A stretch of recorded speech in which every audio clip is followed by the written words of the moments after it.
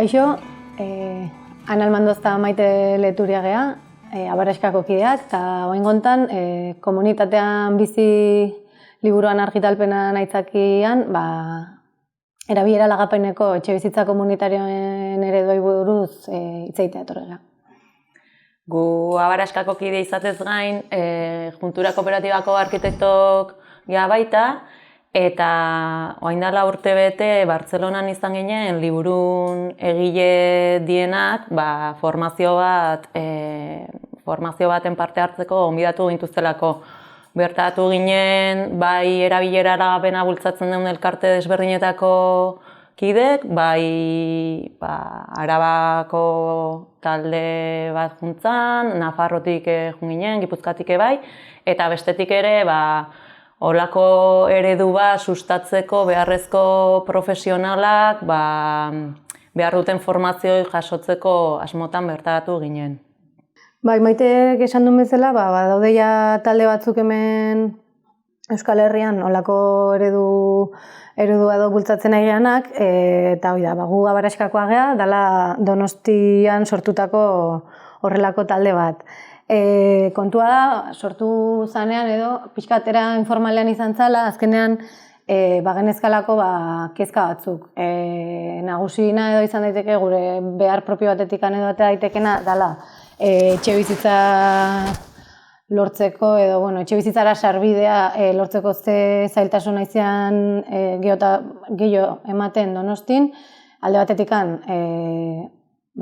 jabetzan eredua iristez ginenak, alokairua ere ez genulako ikusten, inungo garantiaikan, alokairuak ez zigun ematen garantiaikan, hori ere, turismoan eta beste hainbat faktoren arabera, aldaketa handia jasotzen dituen eredu bat dalako.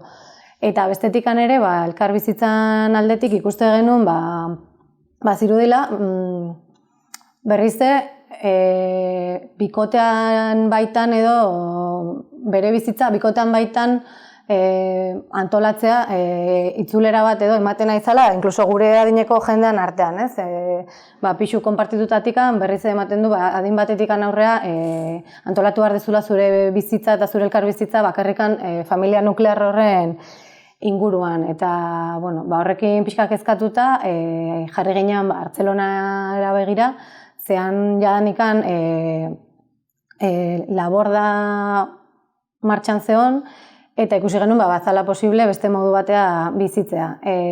Orduan, esan bezala lehen hasieran pixkat informala eta jende gutxin artean sortutako kezka batetik, jonginean jendea ingurun biltzen, ikusi genuelako kezka hau nahiko zabaldua zegoela, eta bestalde saiatu ginen Bartzelonatik ere hauei deitzen, hitzaldiak emateko, behaiekin ere kontaktuan egon izan ginen, izan geha pixkanaka hemen ere replikatzen saiatzeko pauso batzuk aurrerago edo zegoen historieta hau, ez? Bai, mahai gainen jarri nahi deuna da, hemen ere talde desberdinen artean ezberdintasuna dauzkeula, baina eredu honen ezaugarri nagusitako bat da jabetza eredua. Ana komentatzen zuen bezala, dirudienez hemen edo etxe bizitza baten jabezea, edo alokairun neoteko beste erremedioik ez dezu, eta horrek bizitza proiektatzeko edo era oso ez egonkorra izan daiteke, batez ere pertsona askok ere hori sarbidea ez daukeunen etxe bizitza bat erosi alizateko.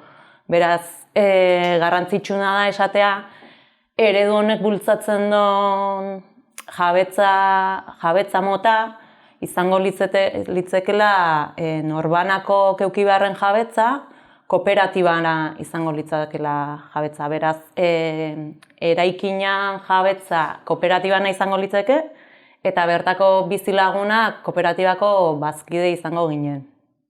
Hau nola eramaten da aurrea? Kooperatibako edozen bazkide bezala ekarpen bat iten da, hasierako ekarpen bat, eta gero hilabetero kuota bat ordaintzen da.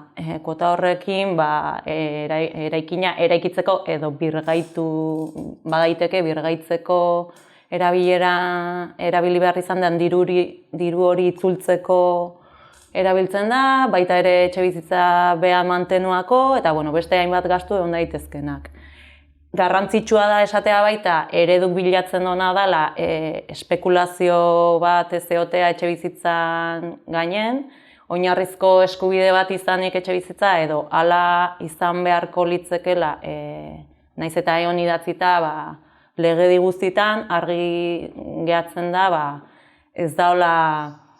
ez dala hola eta eredu honek bilatzen dona da alternatiba bat horren aurren. Jabetza norbanakoa izatetik kolektiboa izatea pasatuz, etxe bizitza merkatuko produktu bat izan beharren oinarrizko eskubide bat izatea bermatu ahal izateko.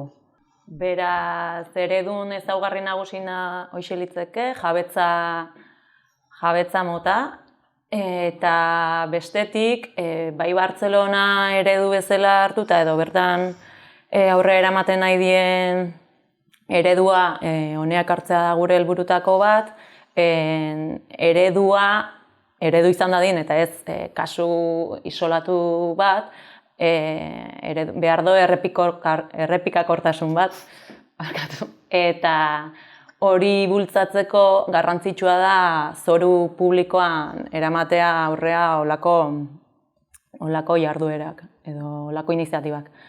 Bai, nik uste hori dela berez definitoriona izan daitekena ereduana, hasieran aipatu duzuna jabetzana, eta gero badaude beste gauza batzuk diana plus bat bezala da aukerako zehoza izan daitekenak ez diala zuzenean erabilera lagapenean sisteman sartzen definizio bezala, bat izan daiteke orube publikoarena, eta gero zekara hau azaltzea garrantzitsua da, ze azkenean orain asko hitz egiten nahi da jendea honi buruz eta askotan terminoak nahastu egiten dira. Eta horregatik garrantzitsua iruditzen zaigu adibidez housing, co-living eta holako hitzak erabiltzen dira erabilera lagapeneko ereduan sinonimo bezala, baina ez dira, ze horiek erreferentzia gehiago egiten die elkarbizitzari, ezta? Orduan, elkarbizitzan bai ikusten dugulare bai, plus bat edo guri interesatzen zaigula hori lantzea,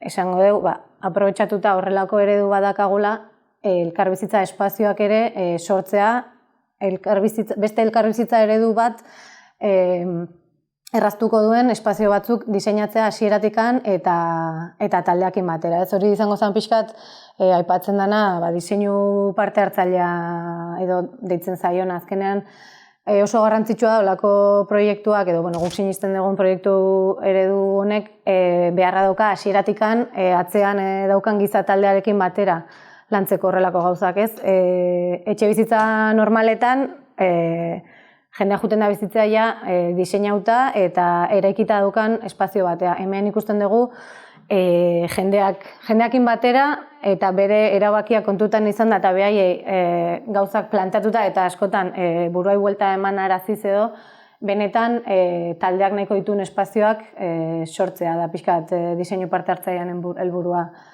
Bai, azken finen, hirizaintzaile batzuk ere nahi baitugu, hain arkitekturatik asko egia lantzen, zer dan hiria, nolako hirik nahi ditugun, oinez ibili gaitezken hiriak, zaintzak partekatu alizateko behar ditugu oain arte eman ez dien edo beste erabateko hirigintza bat nun denontzako espazioak dauden, eta zaintza hori eremu guztitara eraman alizatea denon arten inalizateko eta ez etxe bateko zoko baten aurrera eramaten dien zaintza horiek ikustaraziz igual denon arten inalizango ditugula eta hirigintza aldetik ere leheno esaten genuna publikotasuna eredu hauek ere dute bokazio publiko bat nun espazio publikoa eta espazio pribatua litzekena etxe bizitzana elkar nahasten dien, tarteko espazio batzuk bilatzen die, publiko-pribatutasun tarteko espazio horiek nun igual juten zea hirin zehar eta holako Bartzelonan adibidez utzi dute paso bat, paren duten parkera pasatu ahal izateko, hor interakzioak ematen die, eraikinen barrun ematen den komunitate zentzu hori, auzo mailara ere pasatzea da helburutako bat, eta horregatik ere eredu beak interes publiko bat dauke, eta leno igual pixka motz gelditu da zergatikan orube publiko bat litzeken guk aldarrikatzen deuna, batetik da eredua adibide soil bat izatetik eredu bat izatera pasatzeko, baina baita ere administrazioak dauken ezintasunetik etxebizitza bermatu ahal izateko. Beraz, ulertzen danez, babes ofizialeko etxebizitzak, orain arte denak salmentan izan dienak, ulertzen da ez dala igual era hoberena etxebizitza publikoa sustatzeko, zezu momentu baten etxebizitza erosi dezakezu, baina hortik urte batzutara zure bizi kalitatea asko zaundigoa da, eta igual beste bati utzi beharko zenioke leku, baina hori alokairun beharko luke izan, eta administrazioak ez dauke gaitasunik hori bultzatzeko. Beraz, erabilera lagapeneko etxebizitza kooperatiba hauek ematen dute aukera eredu etxebizitza soziala bultzatzeko, nun administrazioak ez dauken iaia inungo gasturik, baino komunitate batek sustatzen duen era hortako etxebizitza. Eta eredu ekonomiko-sozial hortaz aparte, arkitekturakin batzen da zaintza hori sustatzeko, zaintza eredu hori sustatzeko, bai komunitateen barrun, espazio elkarbanatu sustatuz, eta bai inguru gertuko hiri mailan, eta baita aktibitate sozioekonomikotan ere eragina izan dezake. Bai, hoi da, nik uste bai helburua izango zen, oain geota gehiago ikusten dian bajo ajardina horiek eta geosi bat dakadenak, eta kale mailara hori eman ordez, hau da, itxitura bat eta beste zer raportatu ordez kontrakoa, ez? Azkenean hiriakin lotura bat eta sartu irten bat ez izateko horlako eustura garbia edo hori da berez saltzen dugutena, ez? Gurea, eta liburuan ere aipatzen dut, eta niri asko gustatu zait, bakoitzaren gaztelua edo bezala bidatzen dula merkatuak oraintxe etxebizitza, eta justu kontrakoa izango zen, zuk bilatzen duzuna da, aldiketa nasketa hundina, auzora irekita, eta auzoa zuregana sartzen, eraikinera edo sartzen ere bai, horrelako aktibitateak kokatuta bajotan, ez? Besteak beste, klaro. Gero ere, Abaraskan bertan ingenun ariketa nahiko divertigarria izan zana, babes ofizialeko lur publiko bat eskatzen dugunez, bertan biziko ginekenak babes ofizialeko baldintzak betetzen ditugun pertsonak izan beharko gineke, eta orduan espazioa pixkat definitzen saiatzeko edo ze espazio komun nahiko genitun gure komunitate hortan, hasi ginen babes ofizialeko etxebizitzak dituzten araudia eta espazio motak aurre ikusten, ez? Hor etxebizitza ofizialeko, babes ofizialeko etxebizitza dituzte metro karratu minimo batzuk eta maksimo batzuk logela kopurun arabera, eta hor haitu ginen, margen hoitan ea zenbat nahiko genioke gehitu, zenbat gehitu ahal izango genioke, edo nahi genion gehitu gure komunitate horri, ez? Sortzeko espazio komunitario horiek. Eta hor ere esan beharko genuke, administrazio, azkenen sustatzen ditun legek, arkitektonikoki oso zurrunak die, oso espezializatutako espazio definitu behar die, logelak die, sukalde die, egongela die, baino horrek ez dio bide ematen espazio indefinitu sortzeko, eta askotan arkitektoa gehan einen sufritzen deu zurruntasun hori. Eta eta bide bat izango litzeke arauditik ere behintzat etxe bizitza sozialetan edo publikotik zurruntasun hori ekidin daiteken beste araudi mota bat sustatzea. Lehen esaten ari ginen bai hiria eta bai komunitatea biltzen dien espazio, trantsiziozko espazioetan edo tarteko espazioiek gure unitate pribatutan ere malgutasun hori sustatzen duten espazioak bilatu nahiko genitulako, zaintzakin, orain garbi ikusi dugu, itxialdin jendeek etxen lan hain behar izan donen, zaindu behar izan ditunen, bere familia zaindu behar izan donen, bere burua zaindu behar izan donen, espazioak nola oso murritzak ziren, malgutasun ez azala eta espazio komunitariokin bukatzeko edo baita beste aipamentxo bat oain oso bolo-bolo dabilela eta araudia aldatu dutela udala ez udal usten dut edo balkoiak, ezta? Balkoiak nola orain balkoi bat indezakegun bakoitzak bere etxen eta eta araudia jarri dute maksimoa jarriz, etxe bakoitzak ze balkoi eduki dezaken eta eredu hauek espazio konpartituk dituzula pentsatzen badezu, igual norbeak bere balkoi txiki ziztrin bat eduki beharren, igual komunitaten gaukezu 20-40 metro karratutako terraza bat, orientazio ona daukena, ez iparraldera dago metro karratuko espazio txori eta araudi ikiten dituzten garaien ere hausnarketa komunitarioiek izatea oso garrantzitsue iruditzen zaigu. Beti eroitzen gehalako norbanakon espazio individual hortan eta ez daukeu ikuspegi globalago bat.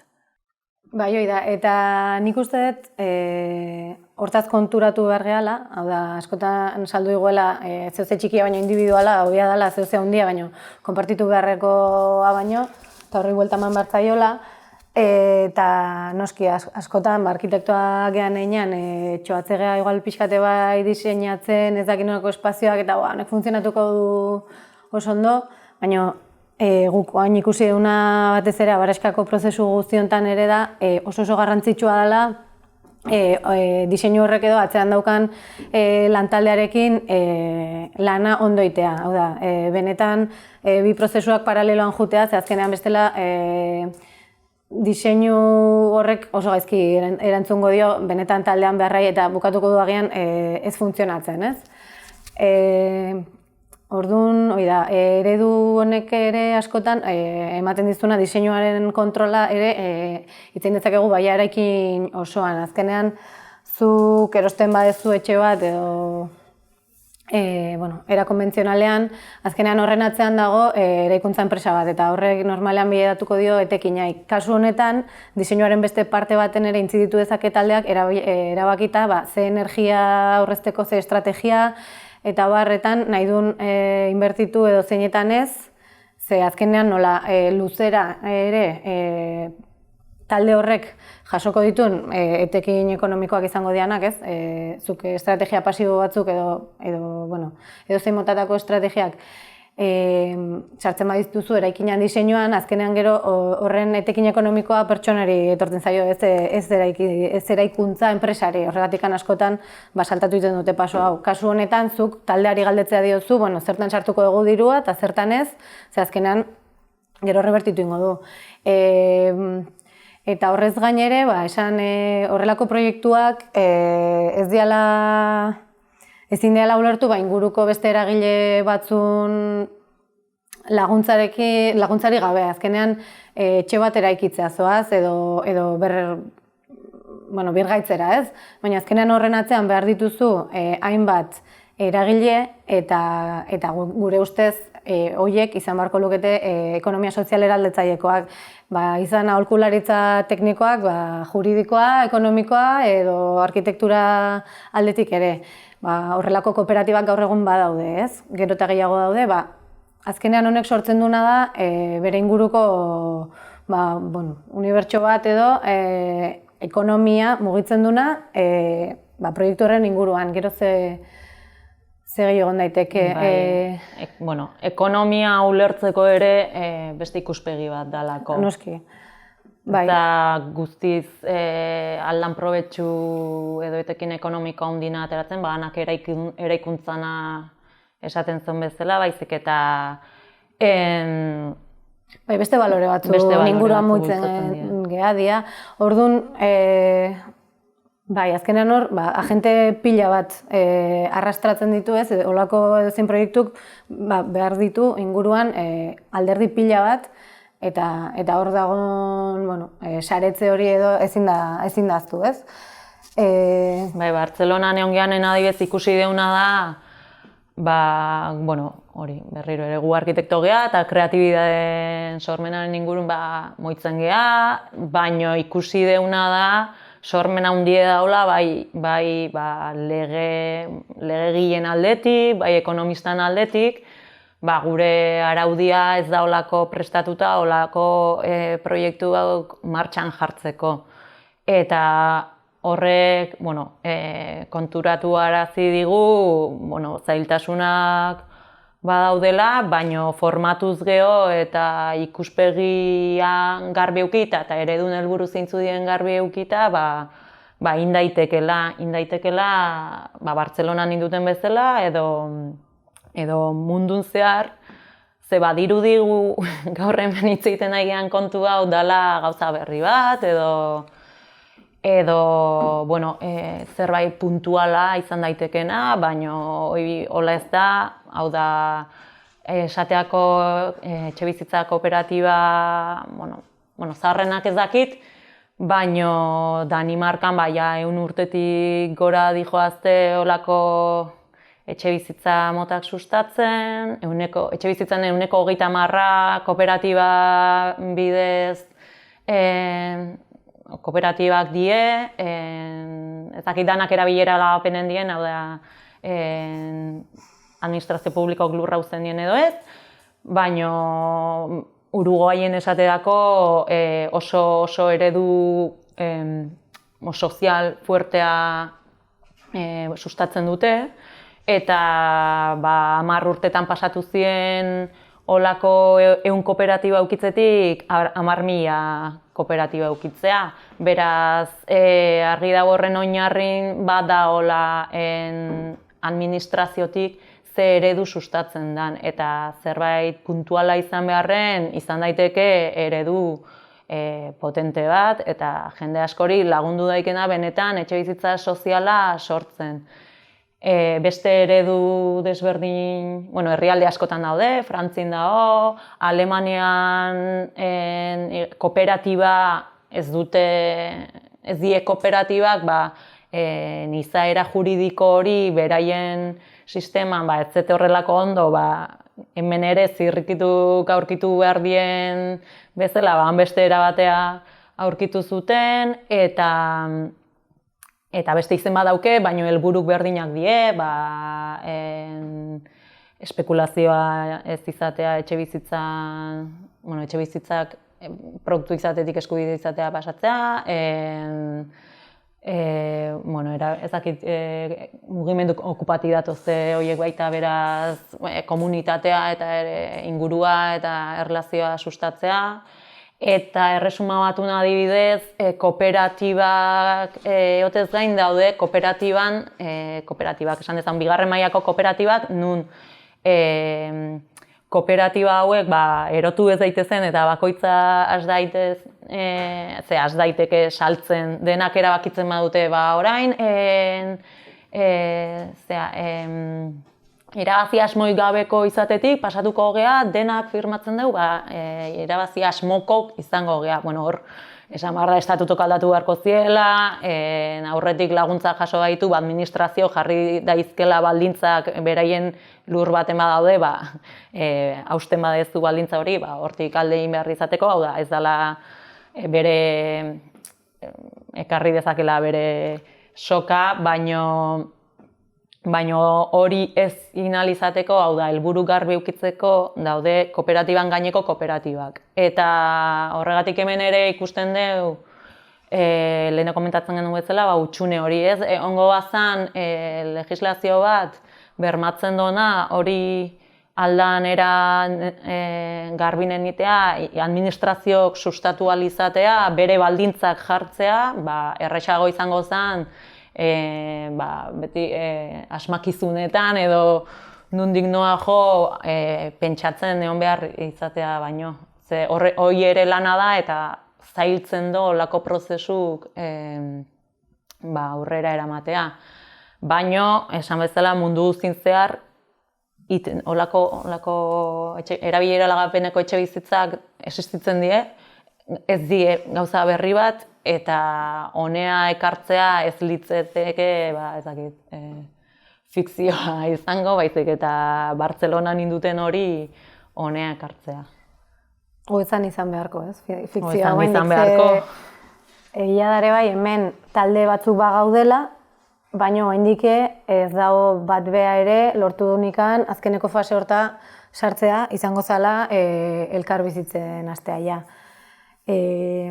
Batzuk aurreratuko daude beste batzuk baino, beste arrazoi batzuen artean oraintxe daukagun panorama bastante, anitza da, ez dago dauden talde guztiak ez daude gu bezala adibidez eredu edo eraikin publiko baten pendiente. Badago jendea erabaki duena, badaude taldeak, badibez erabaki duenak erabilera lagapena bai, baino eraikin edo lursail pribatu baten. Gero, behaien barruko funtzionamendua berdin-berdina da, baino ez daude administrazio batekin negoziaketari lotuak, ez? Horrelako batzuk badaude, esango nukenik olakoak nekazaritza lursailei lotuta edo landalurrei lotuta daudela. Hiritan danetik da ore bai ez. Hiritan gehiago dago nik dakidala intentzioa behintzat publikotikan jutea. Batzuk intergenerazionalak dira, edo, gu bezain intergenerazionalak, eta egia da gero beste batzu daudela ere bai, eta hau ere desententzun da modeloa adinduna, bereziki horrei enfokatua. Horrelako batzuk ere badaude, bai Gipuzkoan, Bizkaian, Nafarroan desente. Nafarroan lehiaketa bat iteko asmoa dau, 5 pasei orube aterako dituzte, baino... Nafarroan Iruñan. Iruñan, hori da, markatu. Adindunentzat, ze oraindik ere administraziotik ere ikusten da eszepzio bat bezala, hau da, gaztea zeanen edo zure zartzaron, alternatiba edo, ez eredu propio eta publiko bat bezala. Horregatikan orain arte sustatudan, gehiena sustatudan hori izan da gaztentzako eta helduntzako. Baina gehiago ematen dudala zehose puntuala, benetan etxe bizitza politikatan sartuko zenuken eredu bat, baino gure ustez izan barko zula bizitza ziklo osorako, ez hauain gaztea zehazakazu dirurik, baina gero ja sartuko zea etxe normal bat erostea, edo hauain ja ez dakizen bat urte azkazun orduan zure etxean nola handia getu zaizu oekiz, juntzaite beste zure adinekokin bizitzea baizik eta izan barko zuen zehose askoz integralagoa. Adineko hortan zaintza eredua jartzen dute batez ere mahai gainen, elkar bizitza hortan igual edo baliabide berdintxu behar dituzten pertsonak izan daitezkelako, baina aberatsena izango litzeke eredu oso bat, intergenerazionala, zaintza bizilagunen artekoa izango zen, eta denboran zehar etorkizuna dauken eredu bat da, batzuk zartzaron edo momentu baten faltako balie, releboango litzeke, eta ez bapaten denak falta eta gero ere ze gertatzen da eraikin horrekin edo kooperatiba horrekin. Orduan, naturalena eta arruntena eta normalena beharko luke danantzako etxe bizitza eredu bezala ulertzea eta ez bizitzan garai zehatz baterako esperimentu bat bezala baino. Bai, eta hori izan daiteke pixkat aurkitu egun zailtasunetako bat, ez? Ulerkera hori pixkat ez dela gauza puntual bat baizik eta berez, rekorrido luzegoko ze bezala planteatu beharko zula administrazioak, eta egia dare bai lehen aipatu egula, beharrezkoa dela, olako eredu baten inguruan egotea bere beharrak asetuko ditun agian ekonomia sozial eraldatzaieko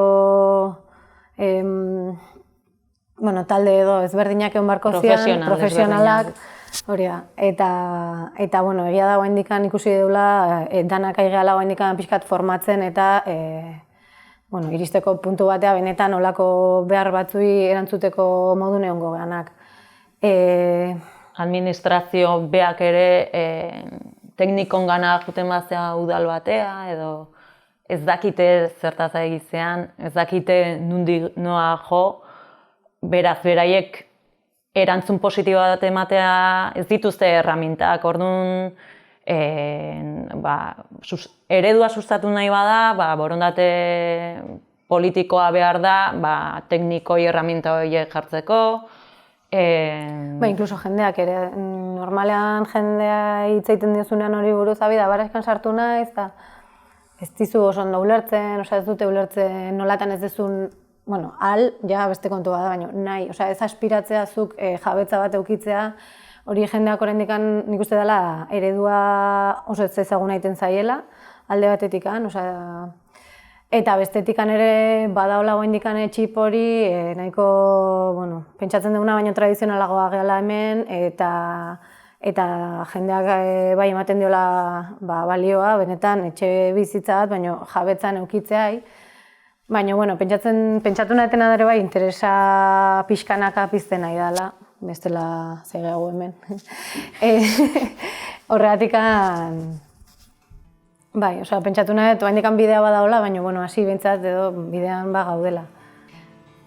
Eta horretaz gain, konturatu geha, barazkan bertan, badakaula lan bikoitz alde batetikan, presio puntu hori edo ez, sartzea, maila, klase politikoa, administrazioa idana dalakoa, eredua aldan einean bere gain ere hartzeko, ez da ingatu proiektu puntualak bezala, baizik eta hau integratu beharreko zehoze da. Eta bestetikan bai, gure gain edo ikusi dugu, eredua zabaldu eta ezagutara zin behar dela, azkenean bere ezaugarritako bat badalako beti gorako eredu bat izatea eta hola mantendu beharko zen. Horretikan ikusi duguna ere bai abaraskatikan pixkat lan bikoitza aitea tokatzen zaigula. Alde batetikan presio hoi edo klase politikoa administrazioa presioa eredu hau etxe bizitza politika publikotan sartzeko eta ez da ingedatu proiektu puntual sorta bat bezala, baizik eta bere gain hartzeko ein batean, ahaztu gabe ere bai, tokatzen zaiguna dela eredua zabaltzea, jendeak ulertzeko eta ahalik eta horrelako proiektu gehiago sortzeko, izan ere bere ezaugarritako bat ikusten dugula dela beti gorako mugimendu batetik abiatu beharko ziala olako proiektuak.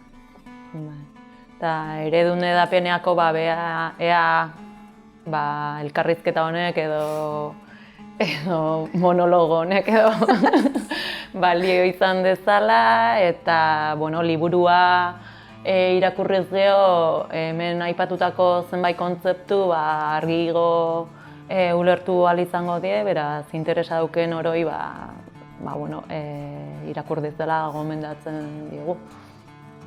Eta eskerrik asko gonbiteagatik.